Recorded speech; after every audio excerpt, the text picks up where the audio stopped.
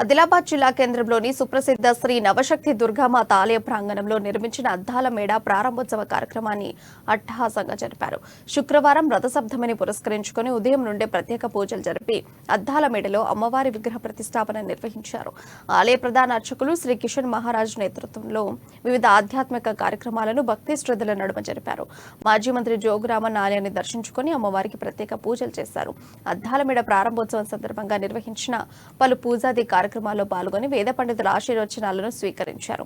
గణపతి పూజ, పుణ్యహావచనం, నవచండి యాగం, మహాహారతి, మంత్రపుష్పం వంటి పూజాది క్రతువులను పండితుల మంత్రోచ్చరణల నడుమ శాస్త్రోక్తంగా జరపగా భారీ ఎత్తున భక్తులు తరలివచ్చారు. అనంతరం భక్తులకు అన్నదానం ఏర్పాటు చేశారు. ఈ సందర్భంగా శ్రీ కిషన్ మహారాజు మాట్లాడుతూ ఆలయంలో అద్దాల మేడ నిర్మించుకోవడం ఎంతో సంతోషంగా ఉందన్నారు. భక్తుల సహకారంతో ఆలయ దినదినాభివృద్ధి చెందుతోందని పేర్కొన్నారు.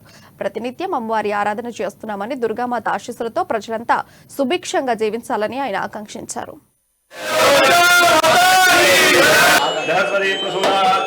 మన ఆదిలాబాద్ జిల్లా కూడా బాగా డెవలప్ కావాలి, మంచి అభివృద్ధి చెందాలి, పాడి పంటలు బాగా పండాలనే ఉద్దేశంతో ఈ అద్దాల మేడ అమ్మవారి ఆగ్నేయస్థానం కట్టడం జరిగినది. ఆదిలాబాద్లో చాలా అదృష్టం అన్నది. అద్దాల మండపం అంటే అద్దాల మేడ